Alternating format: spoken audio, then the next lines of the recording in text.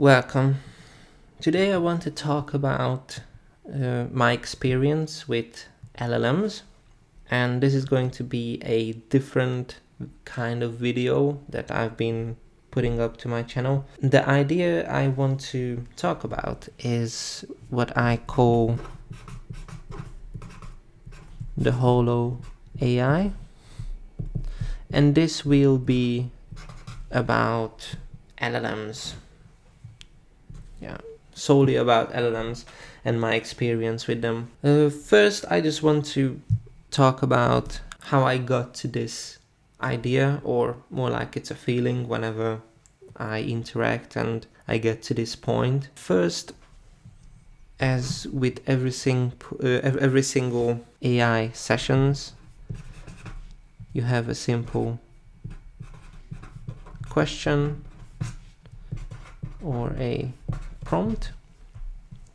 And in these scenarios, of course, the follow-up answer will be good, or I would say it will be very good.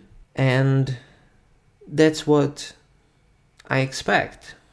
And I expect it for the following reason, that a simple question will be answered and it will be correct, very likely. With a simple question, when you ask it, it's almost a Google query, and those have very likely a matching answer to it. And when I say matching answer, I know LLMs are not matching up questions with answers, but in its model, the weights are actually quite well adjusted for those kinds of questions, and it will generate the tokens that is needed in order to answer that question excellently. And these information is coming all over the internet, and one of them, for example, Wikipedia, is an excellent source of information. I'm sure there is a lot of times, and I know from experience, that these LLMs are giving answers almost verbatim from Wikipedia, and that is not a problem. I don't think it's a problem. Of course, it has a different aspect of copyrights and all these things, but I won't get into that in this video. Just simply focusing on the data itself. Wikipedia contains a lot of useful and high quality information, and we get that back from the LLM. And my problem is not on this level. My problem is in the following level. When we start to build on the idea, we're getting deeper into a topic. And getting deeper into an idea is when you start out with a prompt, and after you just, I could say, you just drill down into the idea, and you get to more specifics and more fringe of that given topic. I would say it's going down the rabbit hole in this manner, but you are to ask more and more specific questions. And I do understand why it's failing, but my problem is that the selling points of the idea of the LLM is actually on this part. And since they sell it to us with the premise of it has PhD capabilities, it has world expert knowledge in certain things, I am very much disillusioned about this idea, and I'll tell you my take on this, that why do I think it happens. And I think it's something that is evident if we look at what I will just explain in a bit. I'm not saying I'm right, or I'm not saying this is why, I'm just sharing my opinion. So the following is, we have a simple question. And this simple question can take one route, and after it can go as such. And this can be, I mean, usually these kind of diagrams or graphs is used for yes and no situations, but in this case I would like to use it not for yes and no, it's just a path that could be taken when we start a conversation. And what I want to demonstrate here is in every level we have a depth of information that can be related to this simple question. And I know that AI is built for these kind of search trees, meaning that it can think, and I see that. But as with other models, there is a point when it cannot get that much information. And this is not the capability of the AI itself, is the provided data is not sufficient, in my opinion. And let me just walk you through this messy drawing. And what do I mean about it? We have the simple question, and after we go down, and it can go two ways. I mean, it can go a million different ways.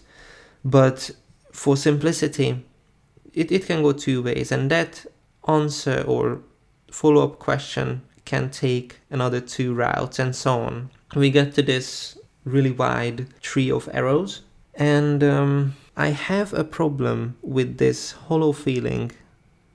I'm not saying like exactly here, but just when we get into the depth, as I mentioned up here, that getting deeper into the topic. And I think it's simply the lack of data that is the issue. The reason why, it's with everything. Usually the expertise are not the most represented part of distribution in terms of information we have in everyday life even. And I think that's just a given. But with LLMs, the selling point is that these are PhD level and expert knowledge, all these words they're using. And I think this is the very, very disingenuine statements that is actually derailing the whole AI in terms of usability, or not even usability, but the experience of AI. Because I'm sure everybody heard they are just hyping it up. And I think the problem is that whenever they have a press conference or they release a new model, what they do, they choose from here. This is the demo pod,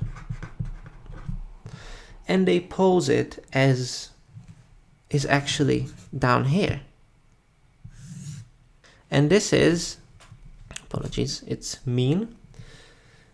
What I mean, it's the average knowledge. This is the most known things in a given topic, or even a little bit lesser known things. But it is not to the expert level as they say they sell it. And these demos are usually revolved around coding. And as with coding, even without AI or anything, I think coding is one of those topics that is, as I see it, I mean, as I'm working with code almost every day, it still feels like magic. And what I say, it still feels like magic, that you can write lines of symbols in a given syntax and it will do stuff for you. I mean, every single time it happens, it's if I think about it, it's quite impressive just by itself. But of course, if it's done by a machine, so it can instruct the machine like another system, that is even more impressive, because it can do things that is already impressive by itself, and it can do it by itself. And these average part of the search tree is when they say, please create me a website and do this and that. And of course, it can create quite impressive things. I'm not disputing that. And I think that is one of the expected outcomes given the amount of data it has ingested and it was trained on. But at the same time, if we were to grab that piece of generated code and we would like to refine it, do more styling or more capabilities that are more specific, we will get into the actual premise of the demo, and that's when things would turn and the LLM would start to not be reliable. I mean, I know I read articles that even in these demo scenarios, it's not all perfect, but let's just pretend it is. But if we were to actually go to the level what they are selling it, I think it wouldn't hold up. And I know from experience that it is not holding up. And I think this hollow feeling is actually not coming from the model itself. It's coming from the disparity between the hype and the actual product. And I think that is why a lot of people is coming to a similar conclusion that I'm explaining. And I think it's hurting the development. Of course, I see that with this hype, they can generate a lot of income, and with that financial gain, they can do the additional research that hopefully that we will get to the true expert level. But this is a short-sighted endeavor to reach this level.